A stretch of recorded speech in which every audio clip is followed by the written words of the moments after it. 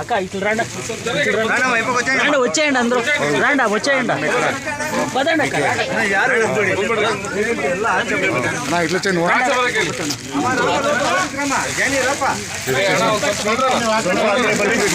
ఇట్లా అది వచ్చేయడా కొంచెం పదే మూపతి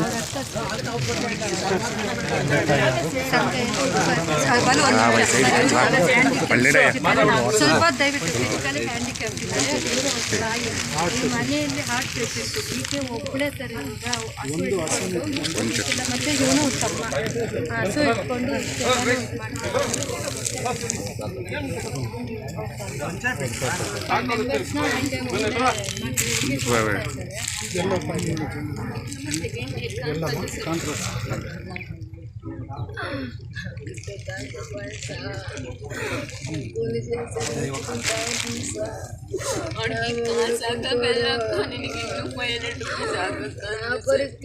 ಸೋಮವಾರ ಕೆಲ್ಸಕ್ಕೆ ಹೋಗಿ ಫೋನ್ ಮಾಡಿದೆ ಸರ್ ಫೋನ್ ಪೇ ಮಾಡ್ಸೋಣ ಅಂತ ಫೋನ್ ತೆಗಿಲಿಲ್ಲ ಸರ್ ಫೋನ್ ಸ್ವಿಚ್ ಆಫ್ ಬಂತು ಒಂದೇ ಸರ ಭಾನುವಾರ ಬಂದು ಕೂಡಿಗೆ ಹೋಗಿ ಸೋಮವಾರ ಕಾಲೇಜ್ಗೆ ಹೋಗ್ತಿದ್ದೆ ಸರ್ ಅಯ್ಯೋ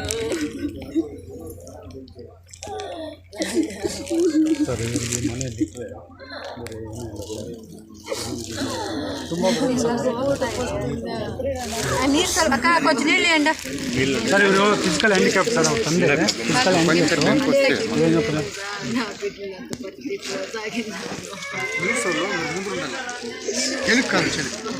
ఆడుకోవాలి ముందుకి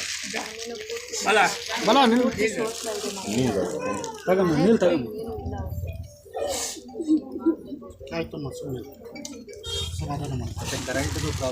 sir heavy current problem plus ಇನ್ನೊಂದೇನೋ ಸರ್ ನಿಮಗೆ ಸರ್ ಕರೆಂಟ್ ಇಲ್ಲ ಸರ್ ಯಾರೇನೇನೂ ಇಲ್ಲ ನೈಟ್ ಎಲ್ಲ ಹೀಗೆ ಇರುತ್ತೆ ನೈಟ್ ಎಲ್ಲ ಹಾಗೆ ಇರ್ತದೆ ನೈಟ್ ಎಲ್ಲ ಹೀಗೆ ಇರ್ತಾರೆ ಕತ್ತಲ್ಲೇ ಇರ್ತಾರೆ ಅಲ್ಲ ಕನೆಕ್ಷನ್ ಇಲ್ವಾ ಏನು ಕನೆಕ್ಷನ್ ಇಲ್ಲ ಸರ್ 24 ಇಲ್ಲ ಇದು ಬೋರ್ವೆಲ್ ಮಾತ್ರ ಐತೆ ಅದು 24 ಜ್ಯೋತಿ ಇರುತ್ತಲ್ಲ ಅದಿಲ್ವಾ ಅದಿಲ್ಲ ಸರ್ ಗೃಹ ಜ್ಯೋತಿ ಇಲ್ಲ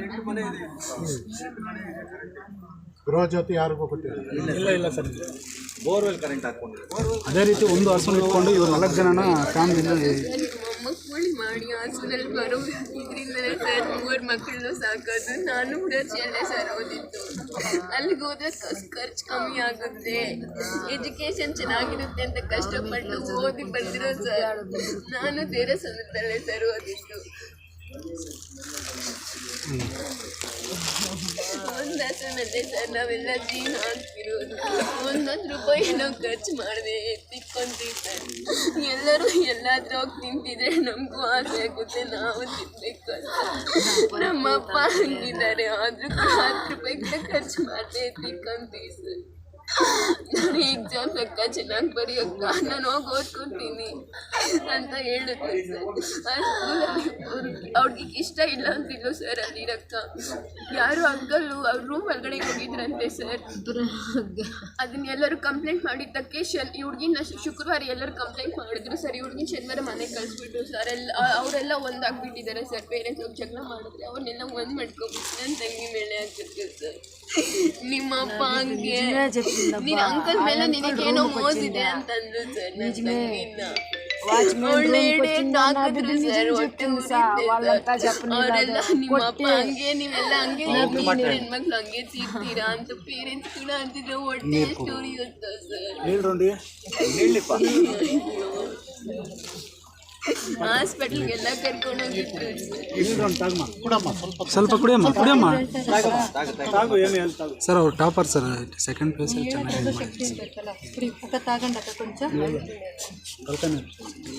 ಆಯ್ತಮ್ಮ ನಾವೆಲ್ಲ ಇದ್ದೀವಿ ಭಯ ಪಡಬೇಡಿ ಹುಡುಗಿನ ಕರ್ಕೊಬರೋದು ಕೂಡ ನನ್ನ ಕಾಲೇಜ್ ಮುಗಿಸ್ಕೊಂಡು ಬಾತ್ ಕೂಡ ತಿಂದಿರೋ ಹೋಗ್ತಿದ್ದೆ ಸರ್ ಕಾಲೇಜ್ ಹತ್ರದಿಂದ ಹುಡುಗಿನ ನೋಡ್ಕೊಂಬರಕ್ಕೆ ಒಬ್ಬರೇ ಹೋಗ್ಬೇಕು ಸರ್ ಅಲ್ಲಿ ಬಸ್ಸಸ್ ವ್ಯವಸ್ಥೆ ಕೂಡ ಇಲ್ಲ ಅಲ್ಲಿ ಬಸ್ ಸ್ಟಾಪ್ ಹೋದ್ರೆ ಇಬ್ಬರೇ ನಡ್ಕೊ ಬಂದಿದ್ದೀವಿ ಸರ್ ಒಂದು ದಿವಸ. ಆ ತಾತ ಯಾರೋ ಬಿಟ್ಕೊಟ್ರು ಸರ್ ದಾರಿನಲ್ಲಿಗೆ, ಹೋಗ್ರಮ್ಮ ಹೆಣ್ಮಕ್ಳು ಇಬ್ರು ಅಂತ. ನಾನು ಕಷ್ಟಪಟ್ಟ ಹುಡ್ಗಿನ ಸಾಕೋಬೇಕಾಗಿತ್ತು. ಅಕ್ಕ ನೀನು ನಾನು ಅಮ್ಮಣ್ಣ ಸಾಕೊಳ್ಳೋಣ ಅಕ್ಕ ಅಂತಂದ್ರು ಸರ್. ಹುಡುಗಿ ಎಲ್ಲಿ ಸರ್ ನನ್ನ ತಂಗಿ 5 ಕಿಲೋಮೀಟರ್ ದೂರ ಹೋಗಿದ್ದಂತೆ. ಹೋಗ್ತಿರ್ಬೇಕಾದ್ರೆ ಏನು ಮಾಡ್ತಿದ್ರು ಸರ್ ಅವರು ಟೀಚರ್ಸ್ ಏನು ಮಾಡ್ತಿದ್ರು ಸರ್? ನನ್ನ ತಂಗಿ ಹಂಗೆ ಒದ್ದಾಡ್ತಿದ್ರಲ್ಲ ಸರ್, ನೋಡ್ಕೋಬೇಕಲ್ಲ ಸರ್. ಅಷ್ಟೊಂದು ಸ್ಟ್ರಿಕ್ಟ್ ಮಾಡ್ತಾರಲ್ಲ ಸರ್ ಆ ಸ್ಕೂಲಲ್ಲಿ, ನೋಡ್ಕೋಬೇಕಾಗಿತ್ತಲ್ಲ ಸರ್. ಅಷ್ಟೊಂದು ಸ್ಟ್ರಿಕ್ಟ್ ಇರೋ ನೋಡ್ಕೋಬೇಕಲ್ಲ ಸರ್. ಎಷ್ಟು ಹೊಟ್ಟೆ ಹೊರಿಯುತ್ತೆ ಸರ್ ನಮ್ಮಮ್ಮಗೆ. ಆಯ್ತಮ್ಮ, ಧೈರ್ಯ ಮಾಡ್ಕೊ. ಈಗ ಏನೋ ವಿಧಿ ಬರೆದಿದ್ದು ಆಗಲೇಬೇಕು, ನಾವೇನು ತಪ್ಪಿಸೋಕ್ಕಾಗಲ್ಲ. ಅದು ಈಗ ನೀವೆಲ್ಲ ಚೆನ್ನಾಗಿ ಓದಿ, ನಿಮ್ಗೇನು ಬೇಕು ಸರ್. ಈಗ ಇ ಡಿ ಅವ್ರು ಬಂದಿದ್ದಾರೆ, ಕ್ರೈಸ್ನವರು, ಎಸ್ ಪಿ ಸಾಹೇಬರಿದ್ದಾರೆ, ಅಲ್ಲಿ ಅಂಬೇಡ್ಕರ್ ಅಭಿವೃದ್ಧಿ ನನ್ನ ಮಗುಗಾದಾಗ ಯಾವ ಮಗುಗೂ ಆಗಬಾರ್ದು ಸರ್. ನನಗೆ ದುಡ್ಡು ಬೇಡ ಸರ್. ಇಲ್ಲಮ್ಮ, ಆ ರೀತಿ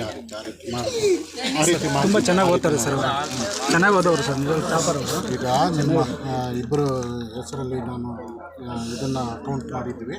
ಅದಕ್ಕೆ ಈಗ ನಿಮ್ಗೆ ಏನು ಅನುಕೂಲ ಬೇಕು ಮುಂದೆ ಮಾಡಿಕೊಡೋಣ.